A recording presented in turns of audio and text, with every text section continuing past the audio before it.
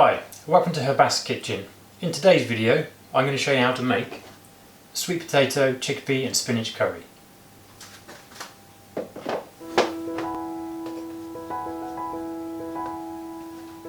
So firstly we'll go through the ingredients. So to start with we'll need some coconut oil, just a couple of tablespoons to oil the pan. Then it'll be a large onion, a thumb of ginger, now that's about 25 grams, 3 cloves of garlic. Then there'll be 2 teaspoons of ground cumin, a teaspoon of ground turmeric, 1 teaspoon of ground coriander, and then about half a teaspoon of crushed chilies. You can obviously adjust that to taste. And I'm going to use 2 medium sweet potatoes. It's around anything from 800 grams to 1 kilo.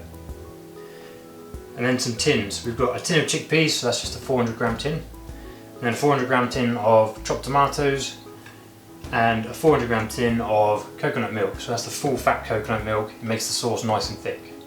Just to finish with, there will be some spinach. Now I'm using frozen spinach, but obviously you can use fresh spinach if you like. It's around 150 to 200 grams.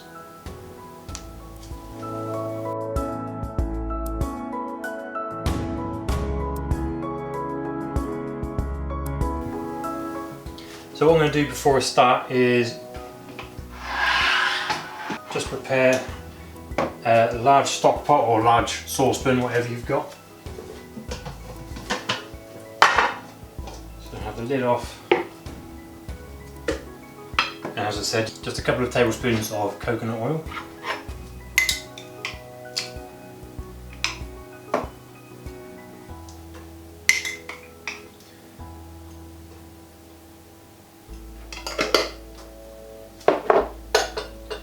Now I don't need to put this on yet because it will heat up straight away, but you might want to just start heating that now just before you start chopping the onions. So the onion just needs to be roughly chopped.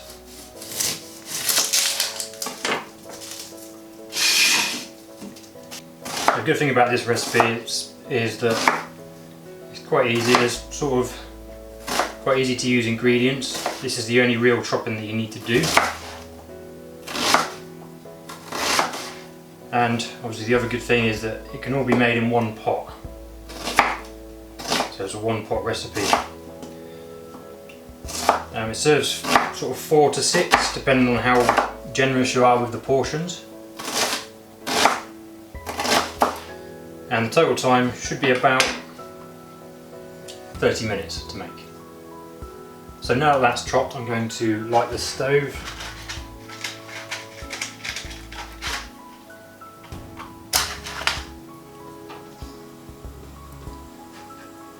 And just melt that oil. Obviously you can use any oil you like. As I'm using coconut milk in the recipe, I just thought I'd use coconut oil just to keep that theme going. So I'm going to get the onion straight in there because, as I said, this one heats up pretty much straight away.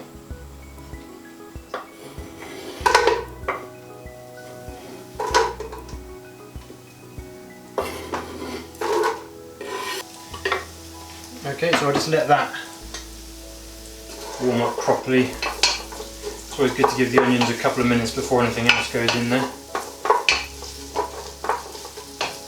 And I'm going to grate both the ginger and the garlic straight into the pan. So the garlic, I'm literally just going to grate all of this straight in to the pan.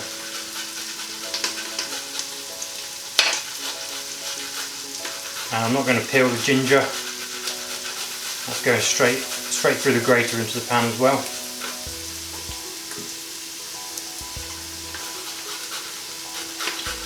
If you don't have any fresh ginger, you could always use ground ginger. I would just replace it with about a teaspoon.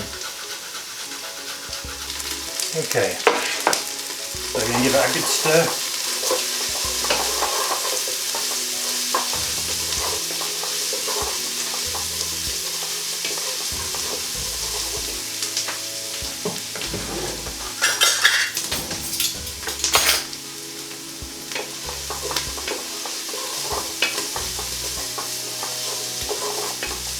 So to that I'm going to add these spices, so I need my teaspoon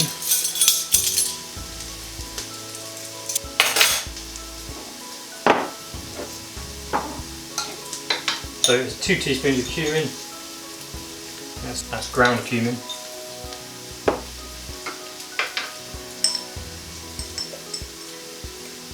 And a teaspoon of ground coriander.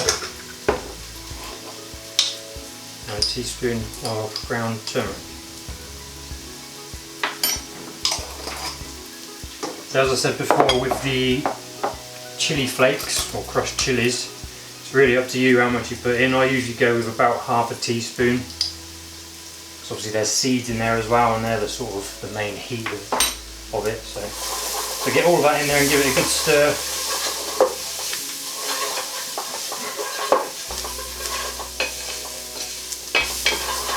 So you've got your nice sort of curry base there with the onion, garlic, ginger, cumin, coriander, turmeric and some chilies.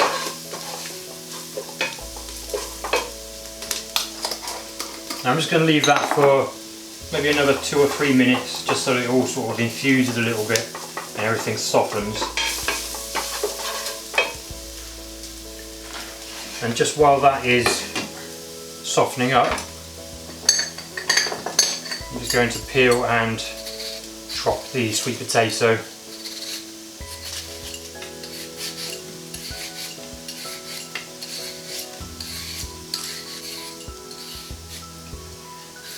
Okay, so once that's peeled, I'm just going to chop it into sort of 1/2 inch chunks. Basically just sort of bite size, that's all you're looking for.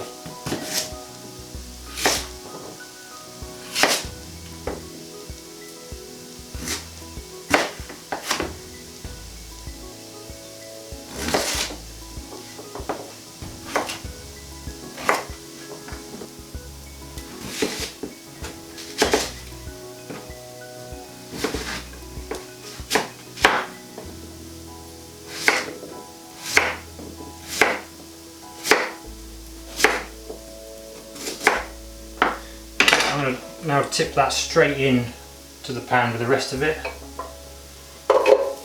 Now, if you find your pan's getting a little bit dry or the oil's sort of burnt off, you can always just put a splash of water in it, or in fact more oil. I'm just going to coat everything, coat the sweet potato and all of that now. And I'm also going to tip all 3 of the tins in as well. So that's the tomatoes. So we start to get a nice bit of liquid in there now. And the coconut. And then I'm going to drain the chickpeas.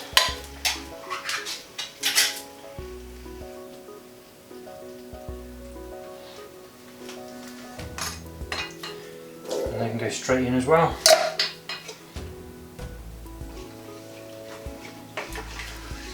So again, give that a good stir. I'm just fully combining all of that. And the idea is that you've got all the potatoes submerged. What I'm going to do is cover it. Leave it just at a gentle simmer for about 20 minutes or so.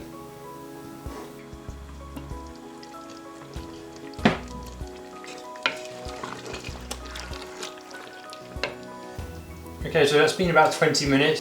It's a good idea to now uncover it so we can start to let that sauce thicken up. It should have thickened up a little bit already.